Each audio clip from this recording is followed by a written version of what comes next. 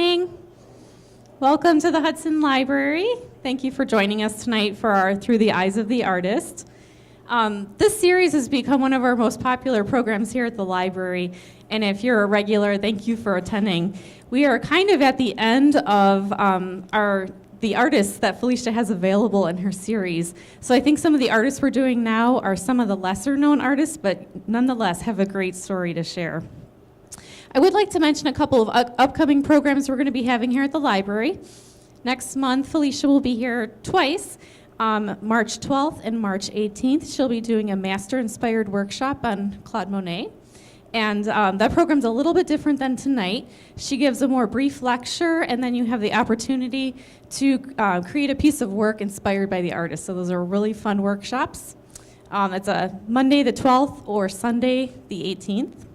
She's also going to be doing a morning presentation on Pablo Picasso on March 20th. In addition to Felicia's art programs, next month we're starting a new American art series in collaboration with the Cleveland Museum of Art. We have Dale Hilton from the Cleveland Museum of Art. She's the director of teaching and learning there. She's going to be doing an American art series on art from the 1700s to the present. So that will be a new 5-part series here at the library. We're beginning at the end of March. Well, let me introduce our speaker tonight. Joining us, we have local art historian Felicia Zavarella-Stadelman, and tonight she's going to be doing a presentation on Romare Bearden.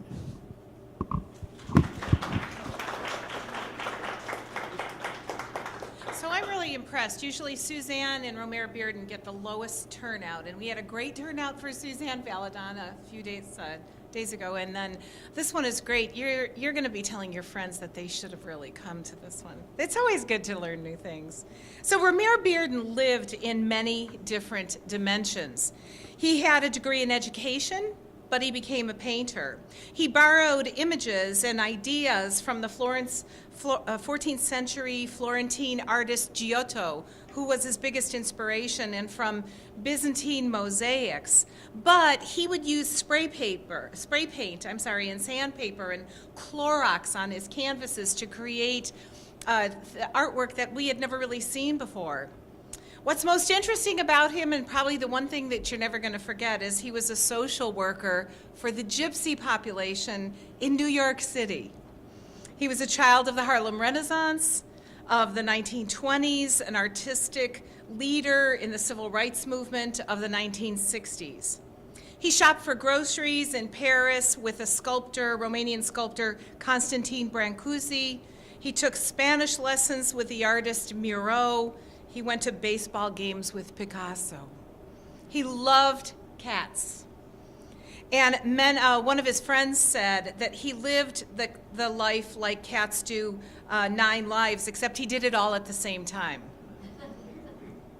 So he became a master of collage, an art form that's as complex and as fragmented and as layered as his life was. And in a body of work that's uniquely American, he made collage a medium for celebrating his African American heritage and culture. He cut up photographs and magazines and newspaper and prints. He would paste them, paint on them, put the pieces together into shapes that made powerful portraits of contemporary Black life. And in the process, he gave his work a sense of history, masterpiece, myth, and ritual, so that a Black woman bathing became Susanna at the Bath, only on a Harlem street scene. Many artists and art historians consider Romare Bearden to be one of America's most important and inventive artists. This is a piece that we have at the Cleveland Museum. Next time you go there, it's at the entrance of the Contemporary Museum. Walk up to it and see how it's paper on paper and 3-dimensional, has texture, and there's photographs incorporated into it. Most people just walk by. So he led the way into this modern contemporary movement, and he was an imposing presence of what later was to become the Harlem Renaissance. And yet he's hardly a household name. How many of you knew of Romare Bearden before you came here? He made his art literally sing on the canvas. He created a visual definition of jazz as if he was playing one of those red-hot, brassy, ragtime images, the sax player. Maybe he was playing those oh-so-cools but elegantly composed chords on the piano. Maybe he was one of the people who composed the music. But just as the great blues band sections kind of call and answer to each other when they play their riffs, trading those musical phrases with each line of the blues, he did that. He called and recalled his life experiences in his artwork, especially as it pertained to music. He spent his earliest years in Charlotte, North Carolina. He would hear locomotives steam past his great-grandparents' home. He said their lonely whistles would pierce the air day and night. As a little boy walking in the cotton fields, he would visit the Cherokee Indian lands, and he formed a lasting impression of his heritage in the South. Ultimately, he painted his own version of his story, and his version was this, and these were his words: all people. He was able to create this celebration of the human condition for all people. He was born in the morning of September 2nd, 1911, the only child of Bessie and Howard Bearden, and in the home of his grandparents, Henry B. and Rosa Kennedy. These are his parents, and these are his grandparents, and they owned a beautiful corner house and a grocery store in Charlotte, North Carolina. And his name was Fred Romare Howard Bearden. And he grew up in a middle-class African-American family. His parents, Bessie and Howard, were both college educated, and it was expected that he would achieve much more than them in life, that success that they had hoped for. Now, about 1914, his family joined the Great Migration of Southern blacks to all points north and west. In the early 20th century, the Jim Crow laws made many African Americans, prevented them from voting, from equal access to jobs, education, health care, business land, and more. And like many black Southern families, the Beardens settled in Harlem, in the section of New York City that gave them new opportunity. And Romare would call New York City his home for the rest of his life. Now, in the 1920s, Harlem was rich and a vibrant center of culture and intellectual growth, the focal point of African American culture. And as a child, he learned the value of making positive contributions and shaping ideas and policies of a community because his parents were very active members of their community. His mother, Bessie, was a community leader. In 1922, she was the first African-American woman elected to a local school board, and she served in the New York City School Board number 15 until 1939.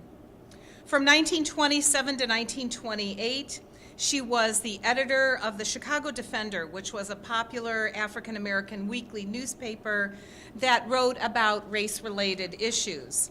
So she was a prominent social figure in Harlem, and she brought the arts home. And very often she would host gatherings of the black intellectuals of the time. His mother's work is her work as a New York City editor and for the Chicago Defender as a social activist brought Romare Bearden into contact with writers and artists and musicians of the Harlem Renaissance, the Harlem Renaissance was this high point of black intellectual life during the 1920s. During his youth in Harlem, this was the center of the cultural and social upheaval. Duke Ellington, Langston Hughes, W.E.B. Du Bois, who was a founder of the NAACP, as well as other well-known artists, writers, and musicians, were all part of his parents' circle of friends, and they were frequent visitors to the Beardens' dinner table. Growing up among such gifted artists and activists, he absorbed the abundant lessons of the arts and social activism. So these social and intellectual gatherings would become this mainstay in Romare Bearden's life, although encounters with these legendary talents definitely fostered his interest in jazz and literature. This social activism became a talking point in his family. He would seek out intellectual stimulation through his fellow artists and his contemporaries.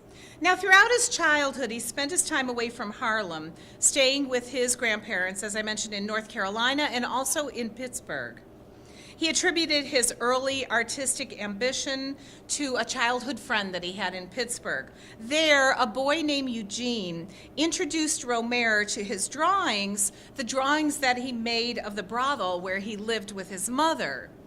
And when Romare's grandmother saw the drawings and learned about Eugene's circumstances, she immediately brought him to live in her house, in the boarding house, and eventually brought his mother there as well. Sadly, Eugene caught some kind of a fever. Nobody knows exactly what, but he died a year later. But his mother still lived in the boarding house with Romare Bearden's grandparents. More than 50 years after Eugene's death, he would pay tribute to this boy who influenced him into the idea of becoming an artist. And his memory of these experiences and also African American cultural history would become the subjects of many of his works. Trains and roosters and cats and landscapes, barns, shingled shacks, all reflected this rural landscape of his early childhood and summer vacations. Scenes of his grandparents' boarding house, the bellowing steel mills, the African-American mill workers were recalled in this painting, Pittsburgh Memories. And he found the steel mills fascinating. At 16, in the summer of 1927, he worked the night shift at U.S. Steel, and later he wrote about the conditions of the African Americans in the steel industry.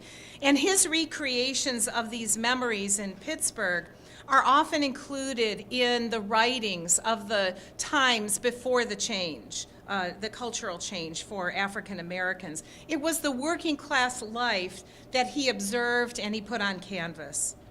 In the summer of 1936, he interviewed steel workers at Ohio and Pennsylvania plants just as the steel industry was starting to unionize. And his view of the African American steel workers, often stuck in menial jobs at the risk of discrimination regardless of union membership, was published in a number of different magazines. Starting in 1927, the first article was published in a magazine called Opportunity.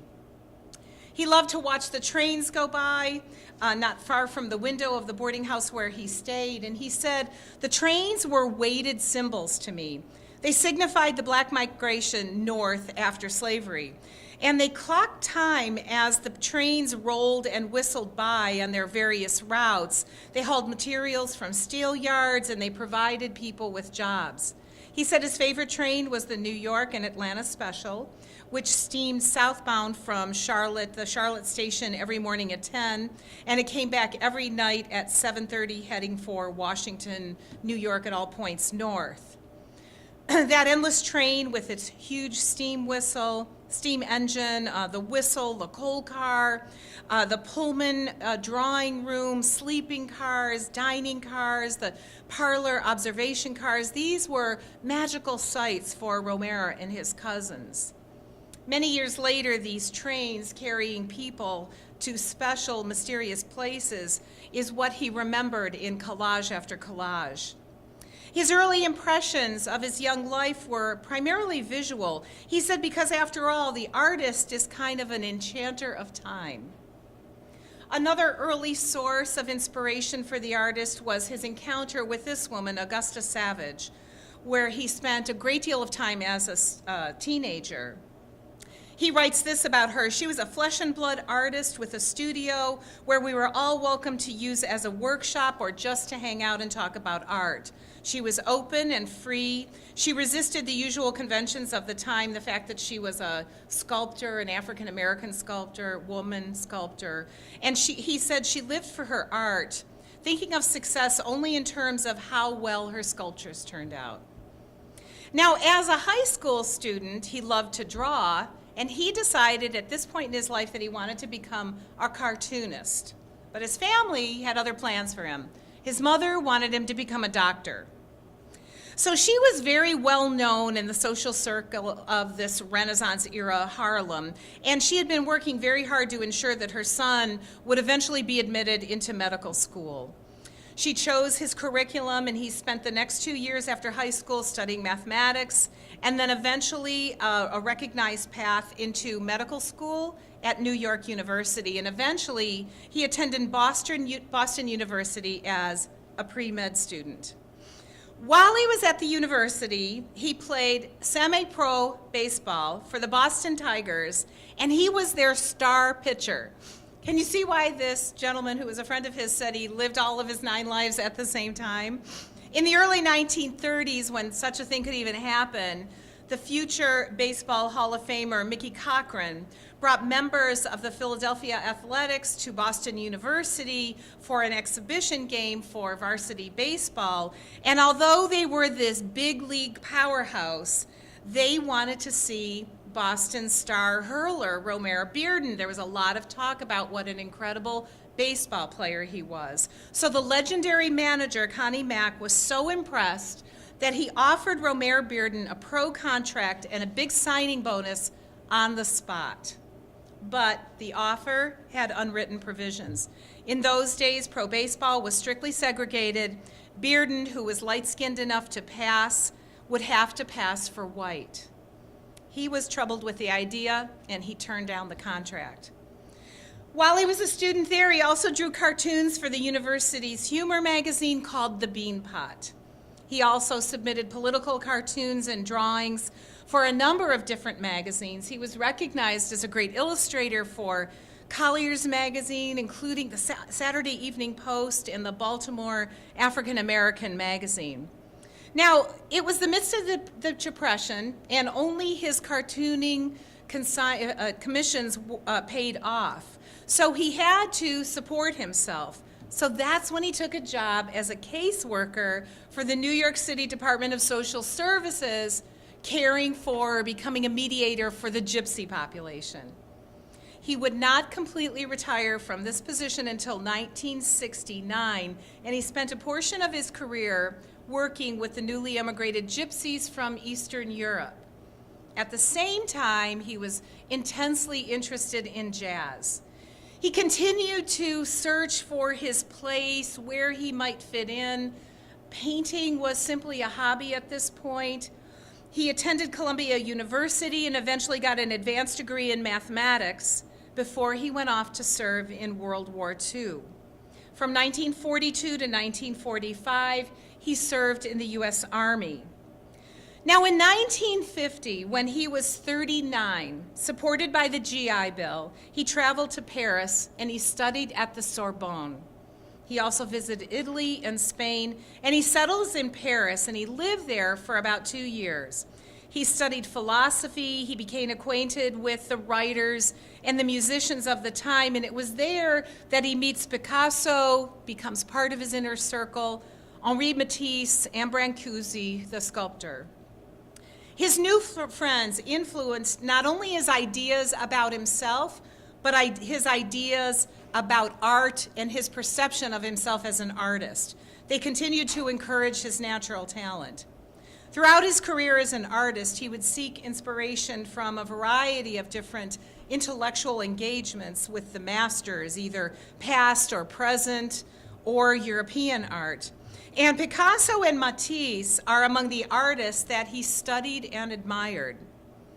Other important sources of art inspiration included African art, Chinese landscapes, the work of the contemporaries his contemporaries in Mexico and the United States. And he was constantly processing new information about art from books and from life, and his experiences with the people that he met enriched his life. So he returns to New York from Europe, and his art career was pretty much stalled, and he continued working as a caseworker because that was the only place he was making money. For the next few years, he painted intermittently, he wrote poetry, and then he started publishing songs. And he quickly became a successful professional songwriter, and I'm going to have my lovely assistant play one of his songs for you that you're going to recognize. He wrote the song Sea Breeze for Dizzy Gillespie, and it became a hit in the 1950s. It was recorded by Billy Eckstine and Tito Puente.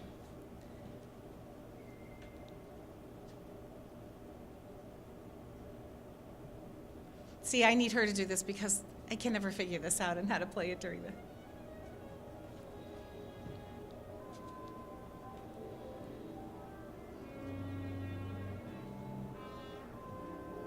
Do you recognize that song? I feel like I could see my mom and dad dancing to this. They used to take dance lessons in the basement of our house.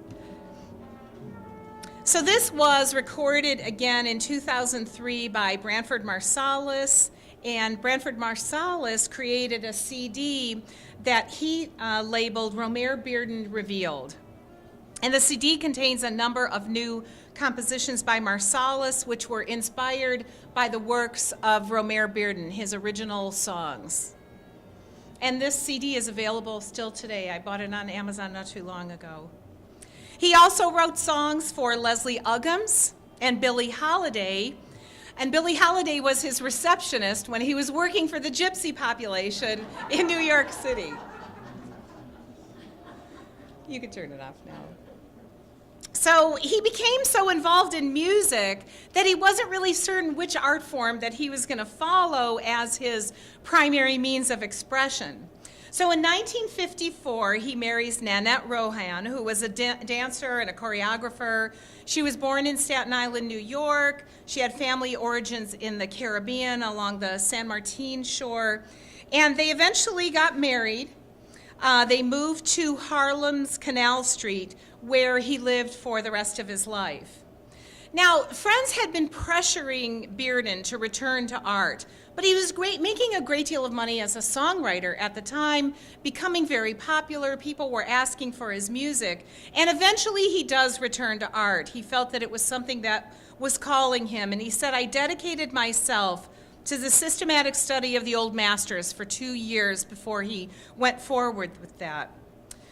Now, in 1956, Romare Bearden, who was always described as an intense man, suffered a nervous breakdown, and he was confined to the psychiatric ward at Bellevue Hospital in New York City for a period of 18 months.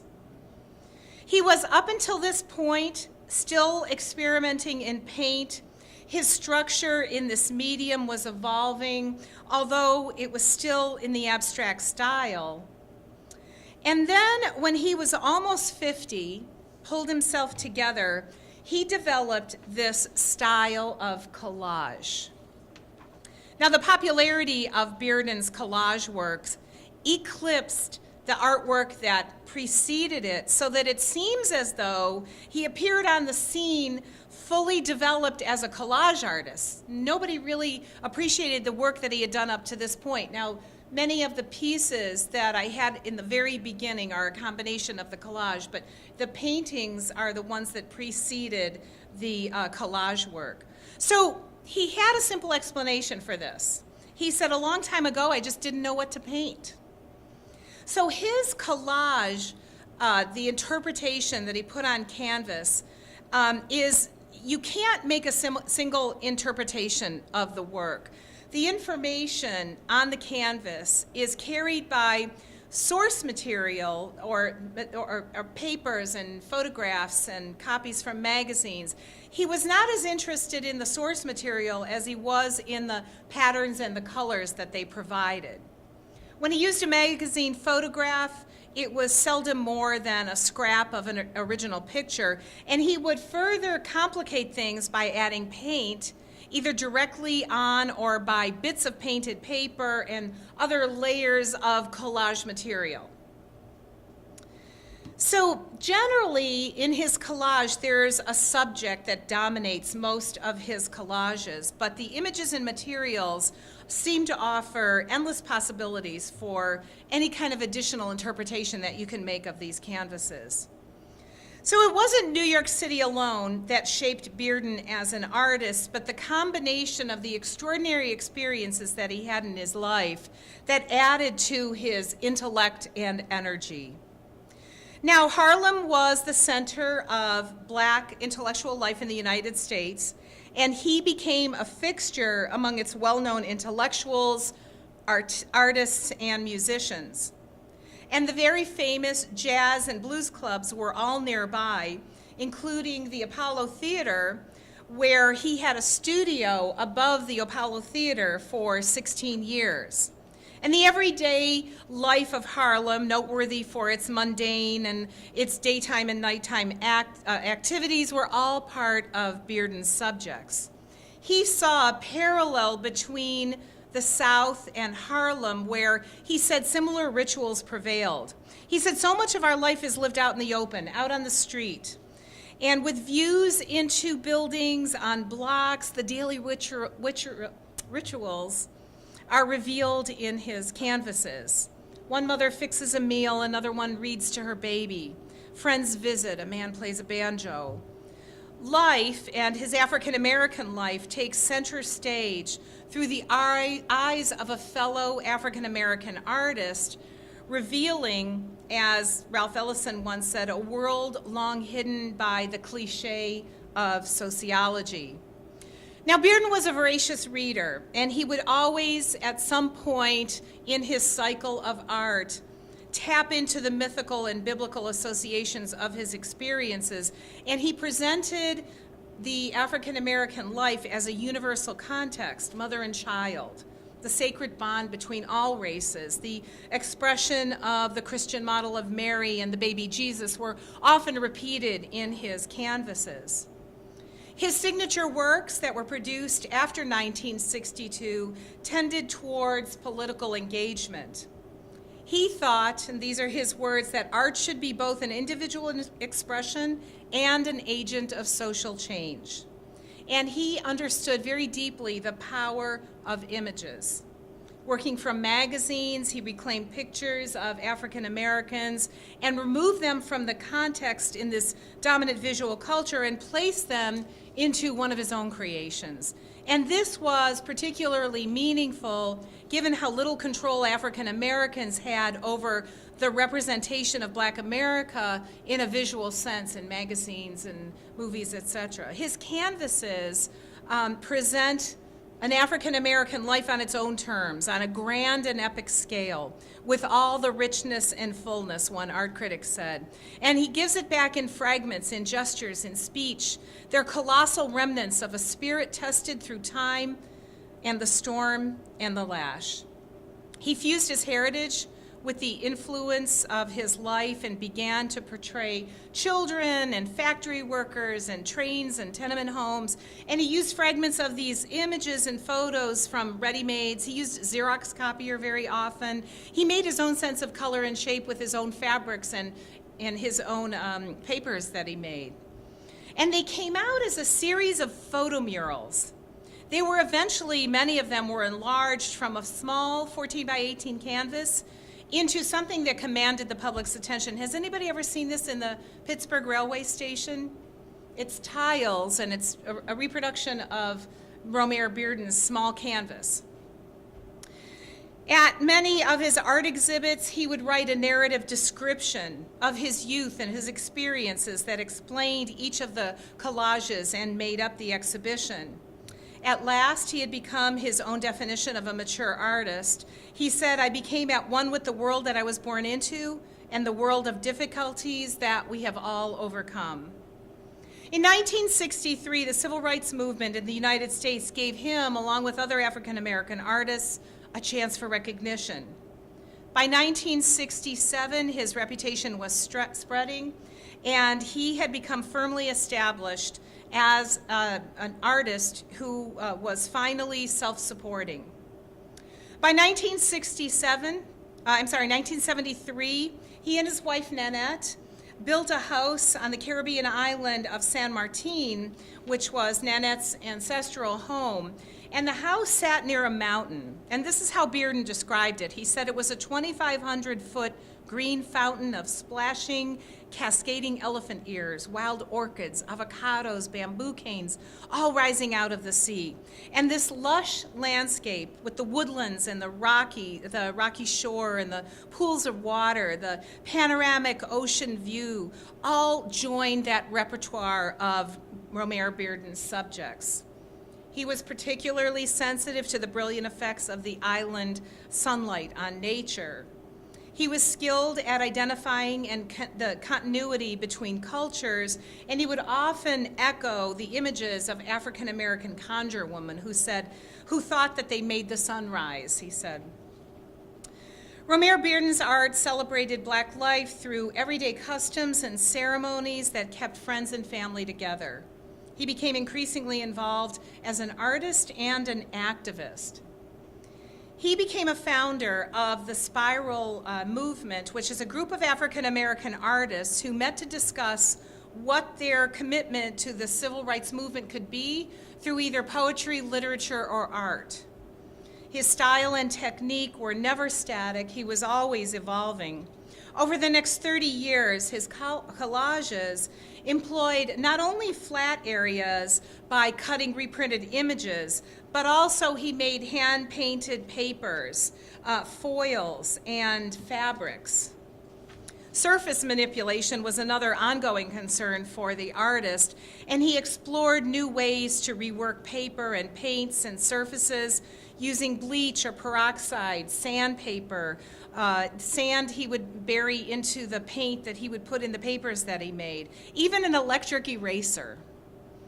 Although he's best known for his work in collage, he achieved a great success on a wide variety of media and techniques, including watercolor and gouache, oils, drawings, prints, etc. He also made designs for record albums, costumes for stage sets, backdrops, interior designs, and book illustrations.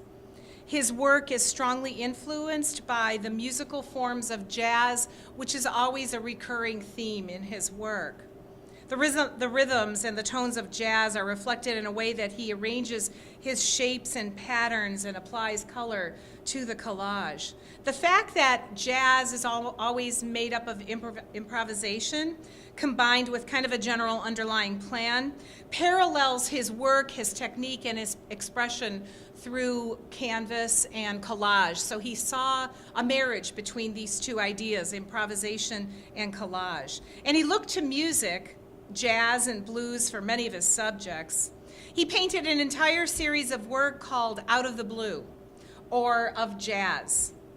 And they emerged from the memories that he had of living in the South, the Gospels and the spirituals that were sung in church, and also of the blue notes that were bending through the warm nights coming out of the Apollo Theater below the studio that he had. And they emerged in his life in New York, this sophistication of the bands playing at the Harlem clubs, the excitement of the crowds on the dance floors.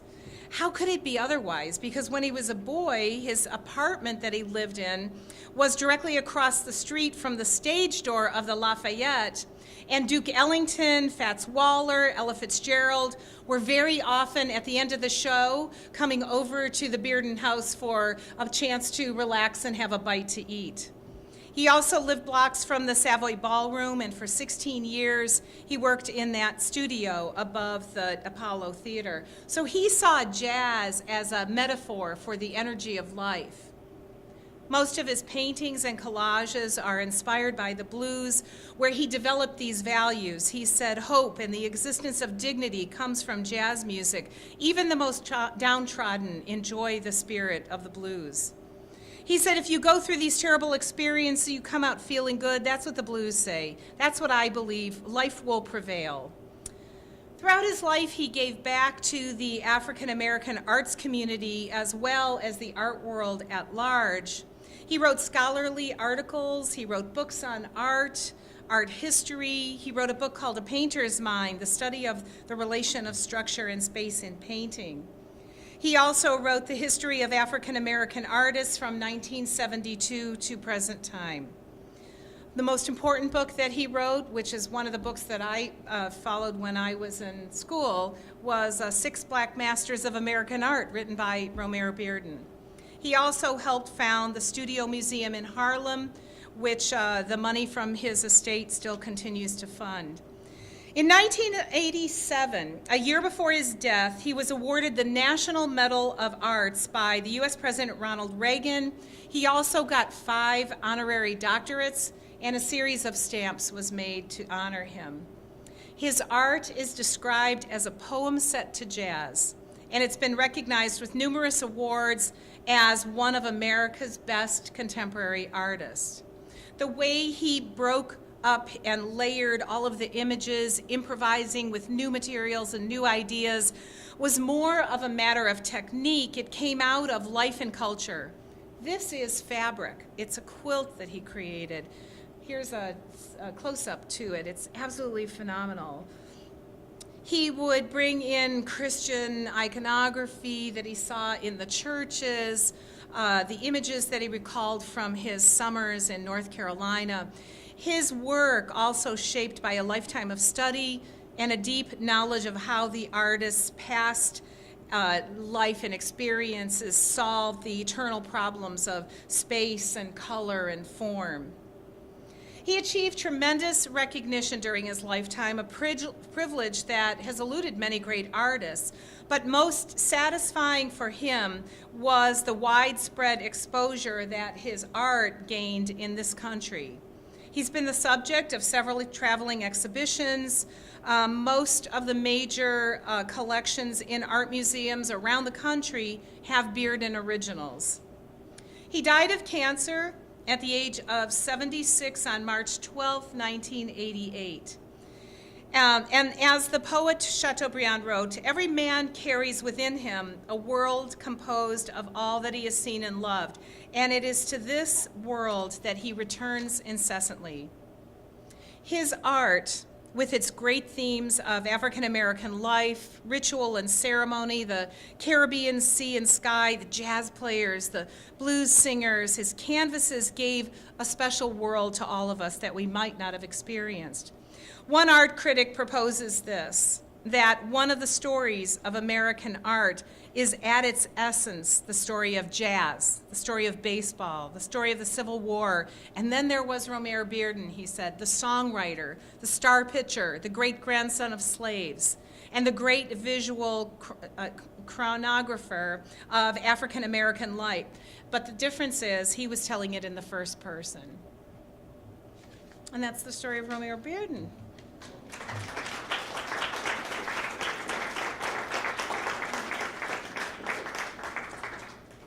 Any questions? Yes.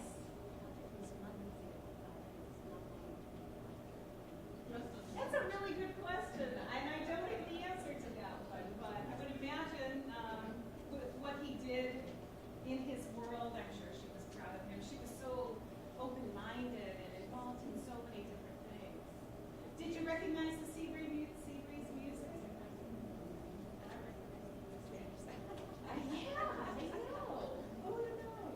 I'm sorry, this is a shorter one. I keep trying to read more letters of Romare Bearden's and add to it all the time. When I repeat my presentations, there's always new stuff. I don't know if it's to entertain me or to entertain you.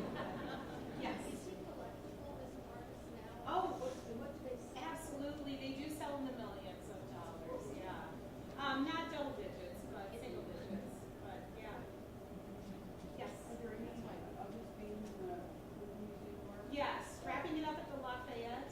That one. We can go back to that. Is in the entrance to the Contemporary Museum there. And it's huge, and most people don't recognize it as a collage. You just walk past it and you think that it's a. Hang on a second, I got it. Close to the end here. This one, whoops. There it is. So if you take a close look at it, these are all photographs down here. I mean, it doesn't show up as well, and it's a very large print. It's about, I've seen it before, 4 feet by 2 feet, I guess, maybe 5 by 3. These are all photographs. And then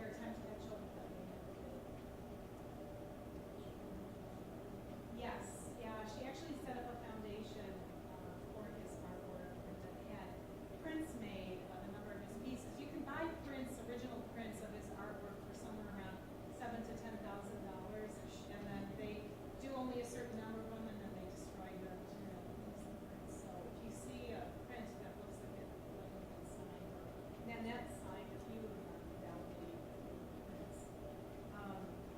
Shaker Heights had, somebody just told me this recently, a small museum where they had an exhibit of Romare Bearden works. You have to make an appointment to get in and see it, but a lot of the artwork was eventually sold to collectors. Every time I do this presentation, I'm surprised at how many people look at his art and recognize his art but don't know his name. Any other questions? Well, I hope you enjoyed something new. Yes.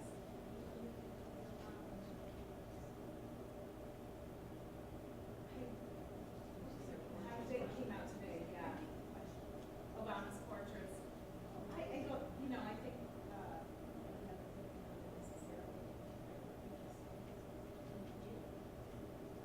I don't know. Does anybody know who did the portraits?